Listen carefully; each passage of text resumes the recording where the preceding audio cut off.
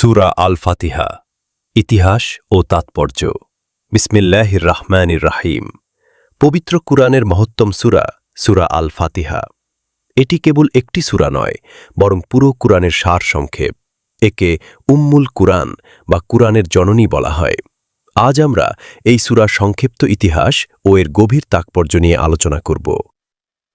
সূরা আল ফাতিহা মক্কায় অবতীর্ণ হয়েছে, তাই একে মাক্কি সূরা বলা হয়।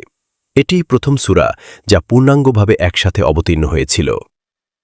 অবতরণের প্রেক্ষাপট। মহানবী সাল্লাল্লাহু আলাইহি ওয়াসাল্লাম যখন নবুয়তের প্রাথমিক যুগে ছিলেন, তখন জিব্রাইল আলাইহিসসালাম এই সূরাটি নিয়ে আসেন। এটি ইসলামের মৌলিক ইবাদত সালাত বা নামাজের জন্য অপরিহার্য করা হয়। নামকরণ। ফাতিহা শব্দের অর্থ হল সূচনা বা উদ্বোধনকারী। যেহেতু কুরআন এই সূরা দিয়েই শুরু হয়েছে, তাই এর নাম ফাতিহা। এর আরও অনেক নাম রয়েছে, যেমন আসসাবুল মাসানি, বারবার পঠিত ৭টি আয়াত, আশ-শিফা, রোগ মুক্তি, এবং আস-সালাত। এই সূরাটিতে মাত্র ৭টি আয়াত রয়েছে, কিন্তু এর মধ্যে লুকিয়ে আছে জীবন দর্শনের মূল মন্ত্র।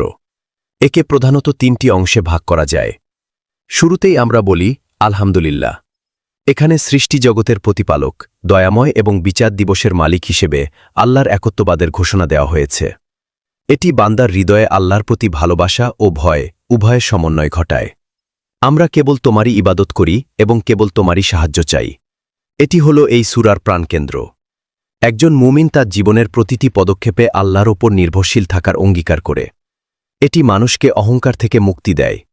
শেষ অংশে আমরা আল্লাহর কাছে সিরাতুল মুস্তাকিম বা সরল পথ খুঁজি, সেই পথ যা নবী রাসূল ও নেককার বান্দাদের পথ।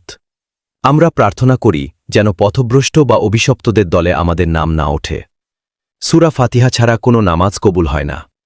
একজন মুসলিম প্রতিদিন ফরজ ও নফল নামাজে বারবার এই সূরাটি পাঠ করে আল্লাহর সাথে সরাসরি সংলাপে মিলিত হন। হাদিস। সূরা ফাতিহা ছাড়া কোনো নামাজ কবুল হয় না। একজন মুসলিম প্রতিদিন ফরজ ও নফল নামাজে বারবার এই সূরাটি পাঠ করে আল্লাহর সাথে সরাসরি সংলাপে মিলিত হন। হাদিস অনুযায়ী সূরা ফাতিহা আত্মিক ও শারীরিক ব্যাধির জন্য একটি বিশেষ দোয়া বা রুকিয়া। এই সূরার পাঠ মানুষের মনের অস্থিরতা দূর করে এবং স্রষ্টার প্রতি অটল বিশ্বাস স্থাপন করতে সাহায্য করে।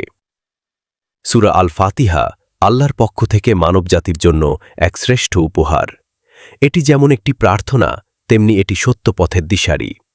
আমরা যদি এই সূরার অর্থ বুঝে প্রতিদিনের জীবনে এর মর্মার্থ ধারণ করতে পারি, তবে আমাদের ইহকাল ও পরকাল উভয়ই হবে সাফল্যমণ্ডিত। আমিন।